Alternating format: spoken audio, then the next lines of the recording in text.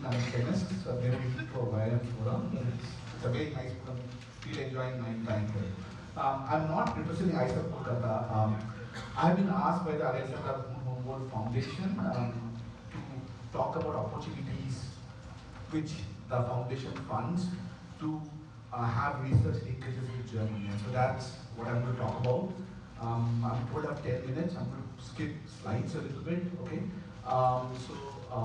So basically, the Alexander von Humboldt Foundation is a foundation in Germany which allows researchers to have linkages, international researchers to have linkages with research groups in Germany. And they do in multiple modes, I'll talk about it. And they sponsor you not for only one visit or one event, they sponsor you for a lifetime. And it's a network of nearly 30,000 alumni across the world, and I'm going to talk about it a little bit. The main awards are the research fellowships and the research awards. And you can choose, so one of the things with the Humboldt Foundation, which is important, is that it allows you to choose any research project. So there's no limitation that you work on energy or climate change. Of course, there are other fellowships for that. But you can find any idea, find a partner in Germany doing anything in the world, and then you can get sponsored, okay, to spend some time or have somebody from Germany come. So it's different from sort of other fellowships in the way that the Humboldt Foundation essentially supports people. It's not about research projects. It tries to support people, it wants to connect people from Germany and another country in the world. And so it's very, very, very unique. There are no quotas, you know, you could, it's just the individual excellence, which is the sole criteria for selection. And so it's just only about the applicant's academic record, which is the only criteria within the selected for this fellowship. Okay. The funding for, so I'll leave this out, I'll give you a little bit about what this foundation stands for in 2 minutes, because I think it's important. So post-war Germany, as you imagine how the situation in Germany was, and nobody really wanted to come to Germany. And so they wanted to have people coming to Germany and Germans going abroad to start a research cooperation. But if there was a funding from the German government, you know, German government at that time was something nobody would want to touch. So the German government, you know, sort of founded a foundation in such a way that the foundation was independent, but the funding came from the government. So it was not exactly the German government was funding it. And when they wanted to name under whose name the foundation would be, and there were so many stars in German science, it was none other than Alexander von Humboldt, who was one of the most international researcher, a polymath. You know, so many things. Who have known a little bit about him knows what an outstanding, amazing person this was. And the first president of the foundation was none other than Heisenberg. Okay. And one of the first fellowships they gave, they went to Israel and found somebody Jewish and convinced her to come to Germany for the fellowship. You know, and so that's how the foundation started. And because Humboldt thought that ideas can only bear fruit if they take root in many minds, which is sort of the theme which we have been hearing for the last 2 days. Give you a little bit of numbers. There are 950 awards and fellowships. There are alumni in 140 countries, and there are more than 2,000 research stays every year. And among the 30,000 German alumni, you know, have Humboldt alumni across the world, 59 are Nobel laureates. You know, they sponsor conferences and meetings worldwide. There are Humboldt associations. There are many of them in India. One in Kolkata, I know for sure. One in Pune, which I was also part of it. Okay. So I'll come to this slide. This is the most important slide, which is, you know, who can apply and what is the criteria. So there are two major ones we talk about. One is the postdoctoral fellowship, which is there's a clock. The clock starts right after your PhD finishes. So within 4 years of the finishing of the PhD, you can write what is called the Humboldt postdoctoral research fellowship. So you find a host, you know, get a consent letter, write a proposal, submit it. Submission is open all around the year, and roughly 6 to 8 months is what it takes for you to get a decision. Now that's probably not very, very important for this group I'm talking to. There's one more which I think is more relevant to this group, which is for the experienced researchers.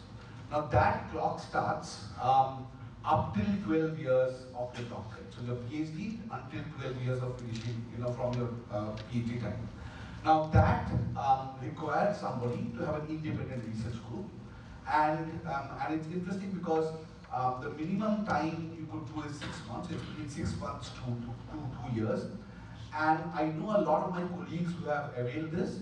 And what you could do is you can do it in multiple chunks. For example, you can do 9 months over 3 summers, or 6 months over 2 summers, and they allow you to space this quite a bit. So that's something for researchers, after you join faculty and you're not availing the postdoctoral fellowship and you really want to create a research linkage with Germany, that's one very nice thing. Okay. So the clock again goes to 15 years. And then, of course, the bars are higher and higher as the clock goes higher. So you have the Humboldt Research Award.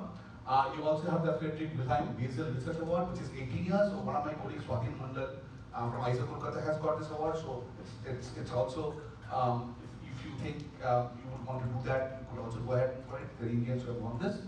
And of course, the very important Humboldt Research Award. I think there are several people who have got Humboldt Research Award and gone on to win Nobel Prizes. So it's extremely, extremely prestigious. Okay.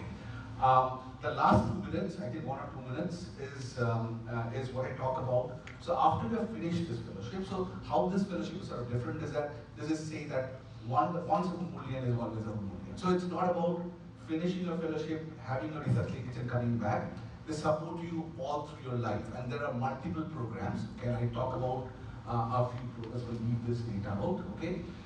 There are 2 important ones. So within every 3-year block, you can go to do a research stay up to 3 months. Okay, so you could simply write a proposal that do that very fast. Within 1.5 to 2 months, give an approval. You can go once in 3 years and spend 3 months in any research group in Germany, and that need not be your previous host. You can also go for short visits. For example, you want to do a research collaboration, you want to pick up some data, or you want to go for conferences. So there are visits up to short visits up to 30 days. So with a 3-year block period, you can avail 1 research stay of 3 months and then one short visit with a 3-year block. And that goes till you retire. So that's the saying that it's a once a Humboldtian is always a Humboldtian, and you are funded for all of these.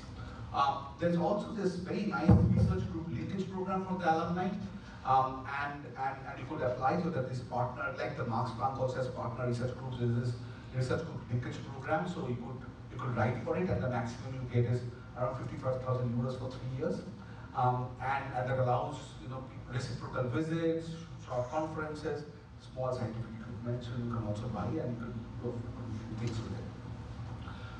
Okay. So again, let me summarize it. This is a very unique foundation which sort of supports not a research program but people. They want people to connect around the world, and it's a very, very strong alumni network across the world. With 30,000 people, there are multiple possibilities of fellowship, and the important thing is the day you finish your PhD. There's this +4, +12, +15, +18. And you could look into the website. It's a very, very nice website. If you have any queries, you can email me, or even you can simply email info@engage.de. They're extremely prompt at responding email. So fellowship applications are open. Again, let me repeat this: year-round. Okay, you can apply. So there's no call. It's open year-round. You can apply any time of the year. The whole processing takes between 6 to 8 months, depending upon when you have applied. Because it goes to initial screen, then gets reviewed, and the selection committee sits down, and then you can join whenever you would want. Okay. So thank you very much. And if you have any questions, any queries regarding this fellowship or any possibilities with the Humboldt Foundation, you can let me know, and I can answer right now. We can also discuss over lunch or coffee, and I would be happy to respond. Okay, thank you very much. Any questions? Yeah. The fellowship for experienced researchers, can someone avail it while they are a PI in India, or do they have to go and stay in Germany for a year or something? No. That's what that's the one which is more relevant here. for an experienced researcher, you need to have an independent group. You need to show that you have independently published and you are independently PI. And you can absolutely, that's what I said, you can stay in your, you don't even, for most of the colleagues in IITs and IISERs, you get a nice 2.5, 3 months summer break, okay? So what people do is that you can stay here, you have to go to Germany, so you go to Germany, but you could use your summer break to go to Germany, okay? But yes, you can't stay here and do it virtually, right? It requires you to go there. Similarly, this is other fellowships that Germans are required to come. So it's the physical exchange is important in all of these programs. Thank you, Mr. Gupta. So I'm just wondering about the acceptance rate for success rate of this. Like, I had the data. Okay. So Okay, so this is a little bit old. So you can see this is applied and awarded. If you look at the data in 2018 in India, 207 applied, 50 were awarded. This is the early research. Up to 12 years. Up to 4 years. 4 years. That's the postdoc. But I tell you, I know in IISER Kolkata, at least 3 of my colleagues, 2 or 3 of my colleagues have applied and all of them got. Okay. I think if you have a very established research group, it's I think that's very easy. And then you need to find a partner. You need to find a host. They say it's a host. Somebody needs to host you, and it did not be somebody whom you have worked before or who was your mentor before. It just had to be a proposal which you want to carry out there, and it could be also completely a separate field. That's the beauty of this program. Thank you. Yeah, so if you want to see some of the data, the chemists do a little better. These are numbers in 2018, molecular chemistry, physical chemistry, they're a little better. And if you look at country-wise, I should have got the latest numbers. US, China tops it, and India is a number. I don't know what the current numbers are. I would have to see it, but this is 2018 data. Okay, so we do well, but not maybe as good as in US and China. That's Thank you. Okay. Thank you. I have one more follow-up. Okay, sure. So when choosing the host, do they need to be like a professor position No. or group leaders is You know, also fine? I was finishing my postdoc in US at Scripps, and I had got a job, and I wanted to learn some biology. So I got somebody who was doing habilitation, not even had a permanent job, and I still got my fellowship. Okay. So it doesn't matter, okay? It doesn't matter. I think it's, but I think this is the formal answer, but the informal answer would be a chair professor, supporting would probably help, probably making this. Okay, this I can't say, as a scientist, but that's what my little bit of experience with seeing many people is that really helps. Sorry. Okay, there's one. This is thank you for. Yeah. If we are in India and we are having any kind of fellowship and want to break some of that fellowship, and we can handle that kind of fellowship, like within 6 months or 3 months, we want to go for Germany for that kind of fellowship. It's possible. Yes, depending on if you get the experience in such a fellowship, Yeah. you could go, right? So and that one, like if you are already availing in any kind of Already you have a moved. any postdoc fellowship in India, and That's fine. Doesn't matter unless you can you have to get it only once. Yeah, Okay. that is. So if you have taken the postdoctoral fellowship, then you can't get the experience researchers. Doesn't matter. Okay. But for the experienced researchers, you need to have an independent profile. Okay. For the experience, that's a plus 12. Okay. But for the plus 4, it's a regular postdoctoral fellowship. Okay, that is right after PhD until your clock is 4 years. Okay, so that anybody can apply. Just a follow-up on that. So basically for the plus 4 years at a postdoc level, it's a full-time postdoc, It's not a an full-time. exchange kind of No, it's a short-term. full-time postdoc. The other one, you can also take a year leave and go there, but I think nobody does because you have a lab to run here, right? So typically what most people do is that take their summers, and all my colleagues in IISER Kolkata, They did about 2 summers or 3 summers, and they allow you to break it down. So that makes it easy. One last question. Is there any funding for the reverse? Yes. We had our own Lowen fellowship, reverse from Germany to come to India. They really encourage it.